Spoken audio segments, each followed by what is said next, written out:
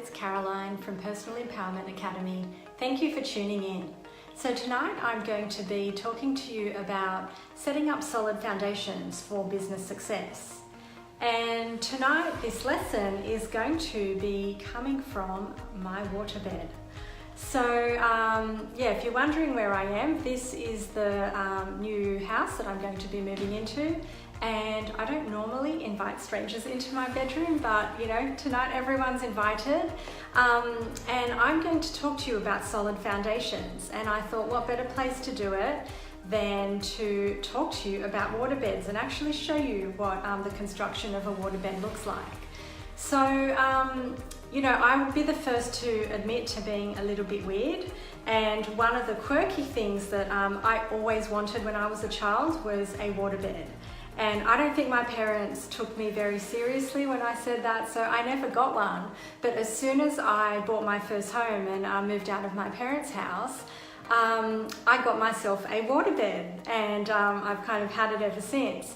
And so the thing about waterbeds is they kind of last sort of forever if you keep looking after them.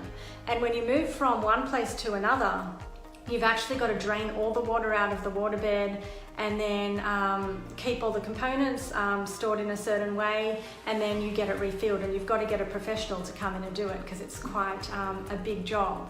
And so when it comes to waterbeds, one of the things people often ask me is, you know, isn't it weird to sleep on a waterbed? Doesn't it move? Don't you get seasick? And in all honesty, I forget most of the time that I even own a waterbed. Like it's, you know, it's pretty completely still when you're lying on it.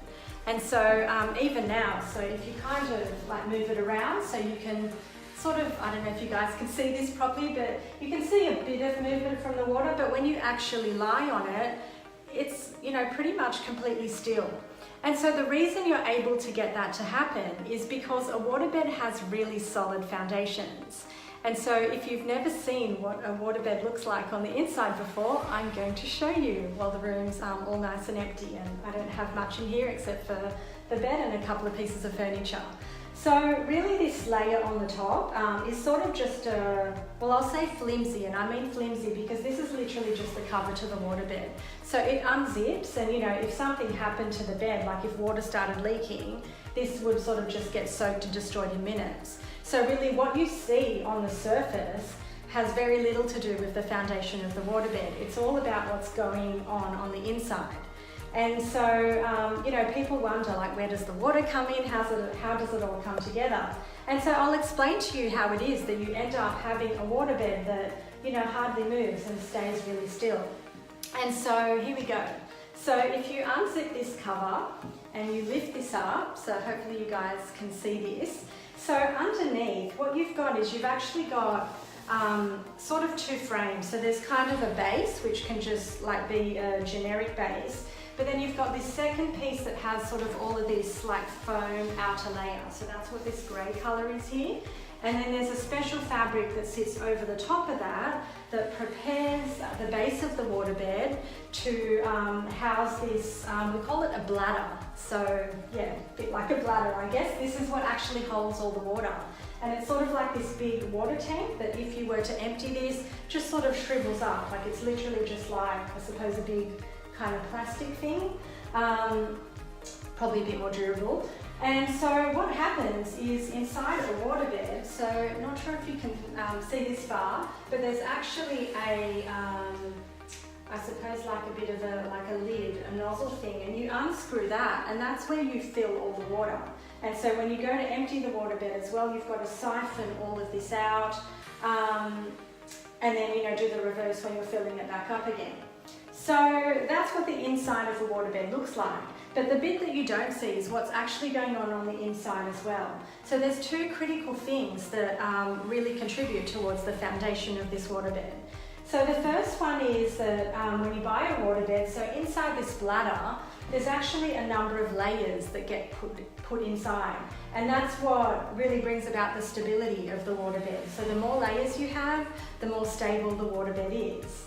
And then secondly, the degree to which you'll end up with sort of movement within the waterbed really depends on how much water you put into it. So the rule of thumb is the lighter the person sleeping on the waterbed, the more water you need to put into it. And if you have, say 2 very heavy people, then you need to put less water. So you have to take that into account when you're filling it up. You can of course adjust it afterwards, but it is much easier to add water than it is to take water out without making a big mess. So yeah, that's a bit of trivia on a waterbed and what makes it stable. So, if you're wondering what this has to do with business success, I think the lesson that we can learn from this is actually that, to be able to succeed in business, you've also got to have really solid foundations. So, just like a waterbed that looks really still and serene, for you to be able to really succeed in business and have authenticity in the way that you go about building your business, you've got to have really solid foundations in your personal life to begin with. Because if you don't clean up the rubbish in your personal life, then you're going to bring that directly across into business as well. And so 2 areas that I want to touch on that I think entrepreneurs in particular really need to address when trying to succeed in business is, the first is around making sure that you deal with your personal baggage. So by that I mean, if you're harboring anger or resentment towards other people, or you're continually haunted by perhaps memories from the past and you feel like you can't really move on because you keep being dragged back to those memories, then that kind of stuff is really going to affect your character. So it's going to affect your ability to be free to focus, because you're constantly going to feel like your focus gets broken because you're being pulled into the past constantly. And so, that's something that you really need to learn to clear. And it's also going to affect your business dealings with people, because if you are harboring anger and resentment, then that might affect your ability to trust other people. So you might tend to be quite cynical of people, and that kind of stuff gets reflected in your tone and in your ability to really be open and honest with people if you're still haunted by memories of being burnt in the past. And so there's definitely an area of needing to clear things in terms of personal baggage. And then the other area is really around your personal finances. So, a lot of people set really aggressive business goals. They're going for, 10,000, 20,000, 100,000 per month, like whatever your goal happens to be. But you've got to stop and look first at what state your personal finances are in. Because if you're struggling to save money in your personal life, if you've got debt that you feel drowned by, even if you're a reckless spender. So, we've just come out of the Black Friday, Cyber Monday weekend, and it's a good time to give yourself an honest evaluation and ask, did you spend recklessly? So did you give yourself excuses around needing to buy a whole lot of things, like new pieces of software and things that you're not actually ready to implement right now?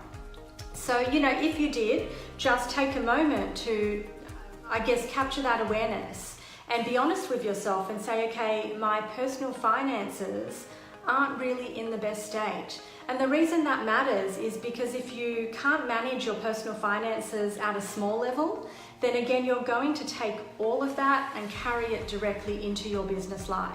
So if you are turning over, 50 grand or 100 grand per month, then if your habit is to blow that money and make it disappear, then you will find ways to easily blow 50 grand or 100 grand in your business. And that's going to really stifle your ability to reinvest and bring about the growth that I'm assuming you want in your business. And so, if you feel like you have been stuck in business, then they are 2 areas that I strongly suggest you look at. So again, the first one being just personal baggage, and in particular anger and resentment that you might be holding on to and past memories. And secondly, your personal finances. And so if that's something you have been struggling with, then maybe now is the time to put your hand up and admit that maybe you need some help in that area. And sometimes a good way to get a kickstart there is to leave it to the experts and have somebody guide you through a process where you can get those issues looked at once and for all, and you can set yourself up on a really great path. So if you are thinking, okay, it's almost the end of the year, I'll leave this for next year, then I really want to challenge you on that thinking. because the truth is nothing's going to change next year if you don't do something about it now.